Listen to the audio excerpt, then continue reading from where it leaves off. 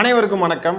ஒவ்வொரு தாவேக்கா தற்குறிகளும் தலைவன் முதல் தொண்டன் வரை அத்தனை பேரும் ஒவ்வொரு விதமான நபர்கள் ஒவ்வொரு விதமான கருத்து பேசுவாங்க. இவர்கள் இப்படி இருக்கும் காரணத்தாலேயே நமக்கு விதவிதமான கண்டென்ட் கிடைச்சிக்கிட்டு இருக்கு. இன்னைக்கு பார்த்தீங்கன்னா விதவிதமான தவிட்டு தற்குறிகள் என்னெல்லாம் பேசியிருக்காங்க, என்ன நடந்திருக்கு அப்படின்றதெல்லாம் தான் பார்க்க போகிறோம். பப்போமா ஃப்ரெண்ட்ஸ், வாங்க நண்பா நண்பீஸ், வீடியோக்குள்ளே போயிடலாம் வாங்க. இப்போ ஜனநாயகன் படம் ரிலீஸ் அந்த பிரச்சனைகள் போயிட்டு இருக்கு. கரூர் இஷ்யூக்காக சிபிஐ விசாரணையும் போயிட்டு இருக்குது.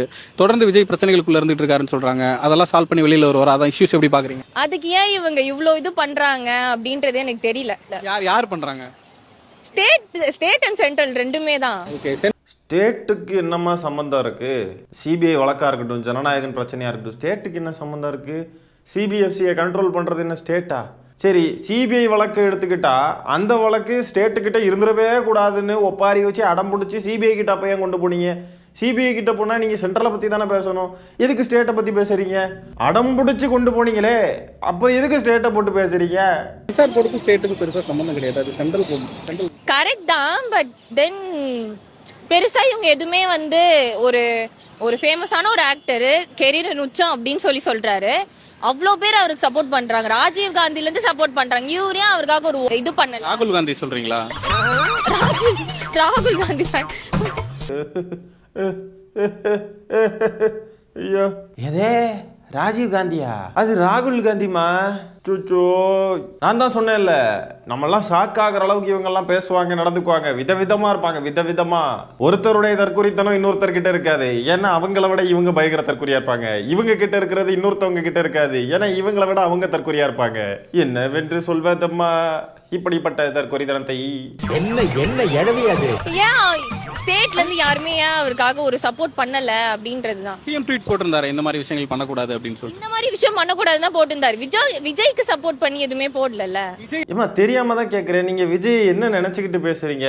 நான் அவ்வளோ பெரிய இதுவா, எவ்வளோ பெரிய ஆக்டர், உச்சா நடிகர், அவருடைய படத்துக்கு இப்படி ஒரு பிரச்சனை ஆகுது, ஸ்டேட் ஏதாவது பண்ணியிருக்கணுன்றாங்க.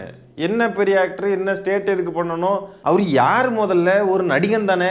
நடிகன், படம், அது ப்ரொடக்ஷன் கம்பெனி, அவங்க பிரச்சனை அது. அதுக்கும் ஸ்டேட் கவர்மெண்ட்டுக்கும் சம்மந்தம் கிடையாது. நீங்க சென்ட்ரல் கவர்மெண்ட்டை பார்த்து கேளுங்க. சென்ட்ரல் கவர்மெண்ட் தான் இதெல்லாம் என்ன இப்படி பண்ணிட்டு இருக்காங்க எங்களை போட்டுன்னு சொல்லிட்டு அவங்கள கேளுங்க. சிஎம் ட்வீட் போட்டாராம், அது விஜய்க்கு சப்போர்ட் பண்ணி போடணுமா? எப்படி சிபிஐ, இடி இதெல்லாம் வச்சுக்கிட்டு ஒன்றிய அரசு தன்னுடைய கைப்பாவையாக பயன்படுத்தி அடுத்தவங்களை மிரட்டிக்கிட்டு உருட்டிக்கிட்டு இருக்கோம், அந்த மாதிரி தான் இப்போ சிபிஎஃப்சியையும் கையில் வச்சுக்கிட்டு இந்த மாதிரி அராஜகங்களில் ஈடுபடுதுன்னு சொல்லி முதலமைச்சர் ட்வீட் போட்டு கண்டனம் தெரிவிச்சிருக்காங்க. விஜய்க்கு சப்போர்ட் பண்ணணுமா? இங்கே நடிகர் விஜய்னு ஒருத்தர் இருக்காரு, அவர் அவர் படம் வருது, அதுக்கு சப்போர்ட் நாங்கள் பண்ணுறோம், அதனால அந்த படத்தை இது பண்ணுறோம், அவருக்கு சப்போர்ட் பண்ணணுமா? எதுக்கு சப்போர்ட் பண்ணணும்? கரூர் சம்பவம் நடந்தப்போ முதலமைச்சர் இவருக்கு சப்போர்ட் பண்ணி தான் பேசிக்கிட்டு இருந்தார். எந்த ஒரு தலைவனுமே தன்னுடைய தொண்டன் சாகிறத விரும்ப மாட்டாங்கன்னு சொல்லிட்டு சப்போர்ட் பண்ணி பேசினார். சப்போர்ட் பண்ணி பேசினவரை இவர் நடிக்கிறார் அப்படின்னு சொல்லிட்டு முத்திர குத்துனாங்க. சப்போர்ட் பண்ணி பேசலன்னு சொன்னால் ஏன் சப்போர்ட் பண்ணலான்னு கிடந்து அழுறாங்க. என்னங்கடா உங்களுடைய லாஜிக்கு? ஏதாவது ஒரு பக்கத்தில் நெல்லுங்க, இன்னும் அந்த பக்கம் நெல் இல்லைன்னா இந்த பக்கம் நெல், நடுவில் நின்னா லாரி தான் இடிச்சு செத்து தான் போக வேண்டியது வரும். விஜய் அது சம்பந்தமா எந்த எதிர்ப்பு குரலும் எழுப்பல. இப்போ பொதுவாக கரூர் இஷ்யூ நடந்தப்போ சிஎம் சார் அப்படின்னு சொல்லி வீடியோலாம் போட்டாரு. இப்போ சென்ட்ரல் கவர்மெண்ட்ல இவ்வளோ ப்ரெஷர் பண்றாங்க, சிபிஐ விசாரணை நடக்குது, படம் ரிலீஸ் ஆகல. இப்போ விஜய்க்காக யாரும் குரல் கொடுக்கலன்னு ஒன்று சொல்றேன். விஜயே வாய்ஸ் அவுட் பண்ணல அப்படிங்கிற விமர்சனமும் இருக்குல்ல. விஜய் எதுவுமே அதை பத்தி பேசல அப்படின்னு. யூசுவலா அவர் அப்படிதாங்க இருப்பாரு. ஆமா, அவர் மட்டும் அப்படியே இருப்பாரு. உலகத்துல எல்லாரும் அவருக்கு சப்போர்ட் பண்ணி அவரை தங்க தட்டில் வச்சு தாங்கணும். பண்ணையார் வீட்டில இருந்து வெளியே வரணும்னா அவர் கால் பாதத்தை அப்படியே அவர் படுக்கையில இருந்து எந்திரிக்கிறதுல இருந்து எல்லாத்தையும் அவரை தூக்கி நிப்பாட்டி அவரா எதுவுமே செய்யவே மாட்டார். வாயை திறந்து கூட பேச மாட்டார். அவர் வாயை திறந்து பேசுறதே எவ்வளோ பெரிய இது தெரியுமா? அவருடைய எனர்ஜி அவர் ஸ்பெண்ட் பண்ணுறார். அவர் சாப்பிட்ட சாப்பாட்டுடைய ரத்தம் எல்லாம் செலவு பண்ணுறார். வேர்க்குது அவருக்கு. அவர் எவ்வளோ கஷ்டப்பட்டு தெரியுமா பண்ணுறார்? மக்களுக்காக அவ்வளோ கஷ்டப்படுறார். அவர் 1 மணி நேரம் வெயிலில் நின்று பேசினார் தெரியுமா? இதுதான் இவங்களை பொறுத்தாரு. அவர் அமைதியாக இருப்பாராம். அவர் அமைதியாக இருப்பார். எல்லாரும் அவரை தாங்கிக்கிட்டே இருக்கணும். அவர் எதுவும் பண்ண மாட்டார். விஜய் வந்தா என்னென்ன நல்ல விஷயங்கள் நடக்கும்னு நினைக்கிறீங்க? மேபி இந்த ஈக்குவாலிட்டி அதெல்லாம் இருக்கும், இந்த கேஸ்ட் அது இதுன்னு போயிட்டு இருக்குல்ல, அதெல்லாம் இருக்காம இருக்கும். ஆமா, 2000 வருஷம் பிரச்சனையை அப்படியே வந்த உடனே அப்படியே சரி பண்ணி தீர்த்துருவார். கேஸ்ட் ப்ராப்ளம்லாம் இருக்காது. இந்த ஜாதிய மனநிலையை விட்டு எல்லாரையும் வெளியே கொண்டு வர்றது எவ்வளோ பெரிய ப்ராசஸ், அதுக்கு பல 100 ஆண்டுகள் ஆகலாம் அப்படின்ற அறிவு கூட இவங்களுக்குலாம் இல்லை. என்னமோ விஜய் வந்துட்டா அப்படியே எங்கே எல்லாம் மாறிடும். சினிமா படத்தில் விஜய் பாடுற பாட்டையெல்லாம் நம்பிக்கிட்டு பேசிக்கிட்டு இருக்காங்க.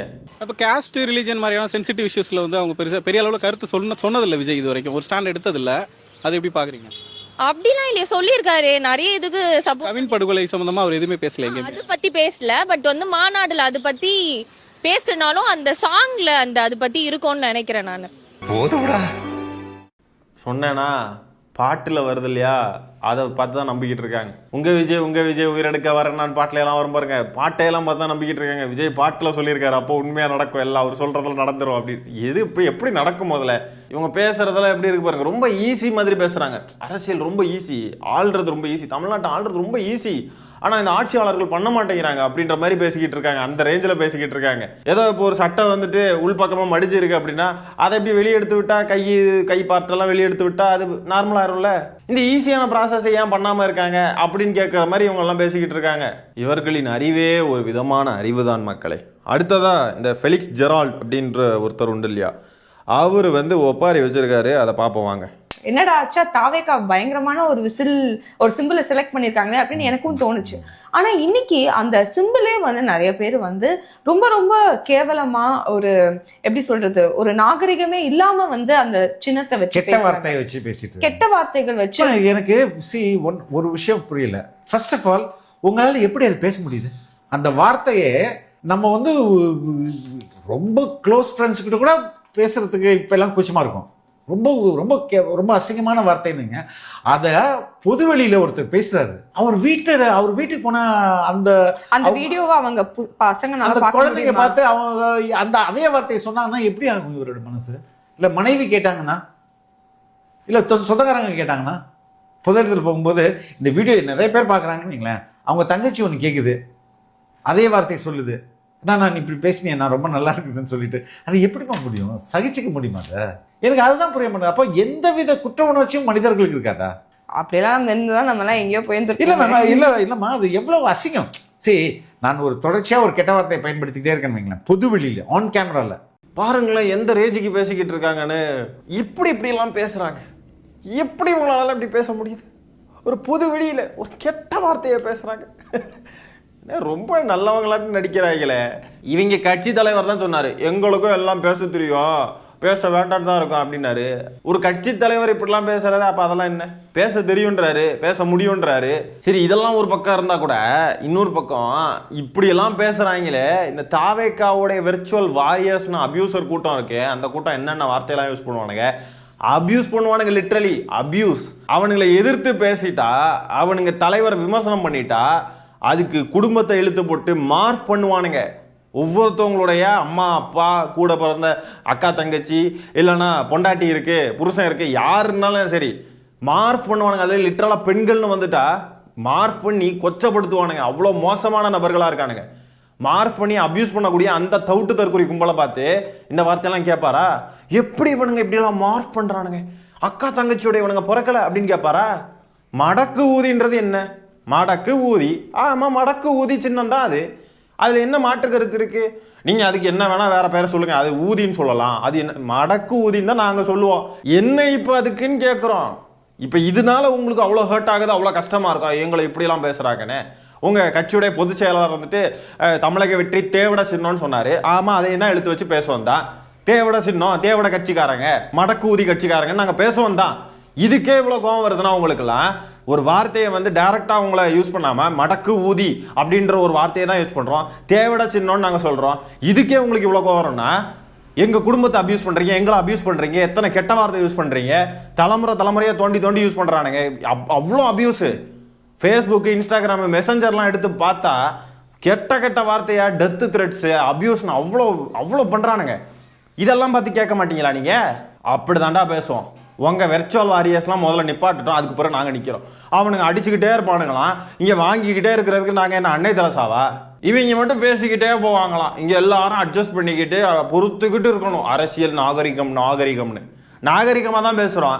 என்ன தவறு இருக்கு? மடக்கு ஊதி கட்சி தான் நீங்க, மடக்கு ஊதிகளா? அடுத்ததா ஆதவர்ஜுனா பேசியிருக்கிறத பார்ப்போம் வாங்க. இவங்க படம் மட்டும் ரிலீஸ் ஆயிடுமா, ஆனா இவங்க பிஜேபி ஏத்து நிப்பாங்களாம். நாங்க கோர்ட்ல முட்டி மோதிட்டு இருக்கணுமா, ஆனா நம்ம பி டீமா. இந்த அரசியல் புரிஞ்சுக்கிட்டீங்களா? நீங்க புரிஞ்சுக்கணும், பகுதி செயலாளர்கள் புரிஞ்சுக்கணும், பெண்கள் புரிஞ்சுக்கணும். நீ பிஜேபியோட எதிரி இருந்தா பிஜேபி மூவியை நிப்பாட்டி இருப்பாங்க. நீ தான் பின்னாடி வழியா ஒளிஞ்சுக்கிட்டு இருக்கிய உட்காந்துக்கிட்டு. அதாவது எப்படி பேசுறாருன்னு பாருங்களேன். பராசக்தி படம் மறுதணிக்கைக்கு போற விஷயத்துல மறுதணிக்கைக்கு போயிட்டாங்க. போய் அவ்வளோ சென்சார் அந்த படத்துக்கும். முதலமைச்சர் ட்வீட் போட்டிருக்காங்க, சிபிஎஸ்சியை வச்சு இந்த மாதிரி பண்ணிக்கிட்டு இருக்கு ஒன்றிய அரசுன்னு சொல்லிட்டு. எத்தனை வார்த்தைகள், தீ பரவட்டும்ன்ற வார்த்தைக்கு பதிலாக நீதி பரவட்டும்னு மாத்தினாங்க. அத்தனை வார்த்தைகளை கட் பண்ணியிருக்காங்க. அறிஞர் அண்ணாவுடைய முக்கியமான சீனையை கட் பண்ணிட்டாங்க. இப்படியெல்லாம் பல சீனை வந்து கட் பண்ணி அந்த படத்தை ரிலீஸ் பண்ணாங்க சொன்ன தேதிக்கு. மறுதணிக்கைக்கு போய் தான் இதெல்லாம் நடந்திருக்கு. ஆனால் இவங்க கொழுப்படுத்து நாங்கள் மறுதணிக்கைக்கு போக மாட்டோம், நாங்கள் நேராக கோர்ட்டில் போய் பார்த்துக்கிறோம்னு சொல்லிட்டு கோர்ட்டில் கேஸை போட்டு இவங்க தான் இதை இழுத்து அடிக்கிறது இவ்வளோ தூரத்துக்கு. சிபிஎஃப்சி சொன்ன மாதிரி மறுதணிக்கைக்கு போயிருந்தா இன்னைக்கு இந்த பிரச்சனையே இல்லை, படம் வந்திருக்கும். ஆனால் வேணும்னே பாஜக கூட சேர்ந்து நாடகம் போட்டுக்கிட்டு படத்தை வரவிடாம ஆக்கி மக்கள் மத்தியில என்னமோ இவங்களை பாஜக ஒடுக்குதுன்ற மாதிரி ஒரு இமேஜை கிரியேட் பண்ணிக்கிட்டு இன்னைக்கு வந்து கபட நாடகம் ஆடிக்கிட்டு இருக்காங்க. அவங்க படம் மட்டும் வந்துருச்சு, எங்க படம் வரல, அப்ப எங்களை பாருங்க பாஜக ஒடுக்குது, நாங்க பி டீமா அவங்க பி டீம் இல்லையா அப்படின்றாப்ல. என்னமோ பராசக்தி படம் எடுத்தது எப்படியோ அப்படியே தான் வெளிவந்திருக்குன்ற மாதிரி பேசிக்கிட்டு இருக்காப்ல. தாவேக்கா தவிட்டு தற்கொலைகளா, தயவு செஞ்சு தேர்தல் பிரச்சாரத்துக்குலாம் இந்த தற்கொலையை இறக்கி விடுங்க. பிரச்சாரத்துக்குலாம் இந்த தற்கொலை போகட்டும், இந்த ஆதவர்ஜுனன்ற தற்கொலை ரொம்ப வசதியாக இருக்கும். அப்படி ஒன்றிய அரசு உங்களுக்கு அழுத்தம் கொடுக்குது, நீங்கள் உங்களை போட்டு மிதிக்கிறாங்க அப்படின்னா உங்கள் தலைமை எதுக்கு எதிர்த்து பேச மாட்டேங்கிறாரு? எதிர்த்து பேச வேண்டியதானே, பாஜகவை கண்டிக்க வேண்டியதானே இந்த விஷயத்தில்.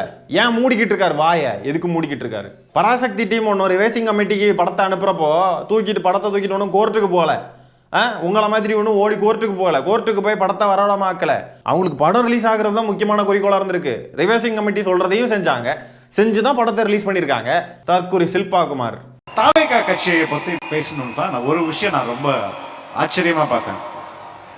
கட்சியில் சேர்ந்தேன், 10வது நாள் பொறுப்பு கொடுத்தாங்க, அடுத்த 10வது நாள் மேடை ஏற்றிட்டாங்க. அந்த கட்சிக்காக உழைச்சவன் எவனுக்கு பொறுப்பு கொடுப்பானுங்க? அந்த கட்சியில் நல்லா பணம் இருக்கா, உனக்கு நல்லா ஃபேம் இருக்கா, நீ வாப்பா வந்து உட்காருப்பா கட்சி. அதுதான் அந்த கட்சி. கொடி பிடிச்சிக்கின்னு, போஸ்டர் ஒடிக்கின்னு, சைக்கிள் மிதிச்சிக்கின்னு அப்படின்லாம் வந்து டயலாக் பேசுவாங்க. ஆனால் உண்மையாக பார்த்தீங்கன்னா பணமும் ஃபேமஸும் நல்லா வந்து இதுவும் இருக்குது, நல்ல இன்ஃப்ளூயன்ஸ் இருக்குன்னு சொன்னால் வந்துரு கட்சிக்கு வா அப்படின்னு தான் இழுத்து கொண்டு வந்து வைப்பாங்க. இங்கே பாருங்க, தாவேக்காவுடைய கொடியை தூக்கிட்டு தாவேக்காவுடைய கொள்கையாக தன்னுடைய கையில் சுமந்துக்கிட்டு தாவேக்காவுடைய வெறித்தனமான தொண்டர் வந்து பைக்கில் 2 காலை நின்றுக்கிட்டு போகிறாருங்க. சீட்டுக்கு மேலே ஏறி நின்று கீழே விழுந்து படாத இடத்துல பட்டா நாங்கள் எப்படி அணில் குஞ்சுகள்னு நாங்கள் சொல்கிறது? அணில் குஞ்சுகள் அணில் ஆயிர போகுது. அதனால தயவு செஞ்சு பத்திரமா போங்க, இந்த மாதிரிலாம் பண்ணாதீங்க. இந்த நபர் மேலே இப்போ வழக்கு பதிவு செய்யப்பட்டிருக்கு, அனுபவிக்கட்டும், அனுபவி ராஜா. இந்த மாதிரிலாம் இவனுங்க கொடியை தூக்கிட்டு வண்டிக்கு மேலே நின்றுக்கிட்டு போவானுங்க, இதெல்லாம் பண்ணுவானுங்க. ஒரு வழக்கு போட்டுட்டா உடனே எங்களை மாநில அரசு ஒடுக்குறாங்க, எங்களை எதுவுமே பண்ண விட, இதெல்லாம் கட்சி ரீதியான செயல்பாடுன்னு நம்பிக்கிட்டு இருப்பானுங்க தவிட்டு தற்குறிகள். சரியான மிருக கூட்டத்தை உருவாக்கி வச்சிருக்காரு விஜய். சூழ இருக்க வேண்டியவனுங்கெல்லாம் ரோட்ல சுத்திக்கிட்டு திரியிறானுங்க. இந்த மாதிரிலாம் இவனுங்க பண்ணி ஜெயிலுக்கு போறானுங்களே வழக்கு வாங்கிக்கிட்டு. இப்படிலாம் பண்ணிக்கிட்டு இருந்தா இவனுங்களுக்கு யார் தான் ஓட்டு போடுவா எலெக்ஷன்ல? டேய், ஓட்டு போடணும்டா தயவு செஞ்சு 4 பேர் வெளியே இருங்க. 1ஆம் நம்பர் மடக்கு ஊதிகள். இந்த காணொலியில் நான் கொஞ்சம் டென்ஷன் ஆகிட்டேங்க. நம்ம ரொம்ப தன்மையாக பேசணும், பொறுமையாக பேசணும், கொஞ்சம் ஃபன்னியாக கொண்டு போகணும் இந்த கண்டென்ட்னு நினச்சேன். ஆனால் பார்த்தீங்கன்னா ட்ரிகர் ஆயிடுச்சு எனக்கு இந்த ஃபெலிக்ஸ் ஜெரால்டு பேசுனதை பார்த்துக்கிட்டு. கலாய்க்கிறதுக்கும் அபியூஸ் பண்ணுறதுக்கும் டிஃப்ரென்ஸ் தெரியாத தற்குறியாக இருக்காரு ஃபெலிக்ஸ் ஜெரால்டு. இந்த 2026 தேர்தலோட இந்த கட்சி விளங்காமல் நாசமாக ஒளிஞ்சு போகணுங்க, ஒளிஞ்சு மண்ணோட மண்ணாக மக்கி போகணும். இந்த காணொலியை நான் இத்துடன் நிறைவு செய்து கொள்கிறேன் மக்களே. நன்றி, வணக்கம்.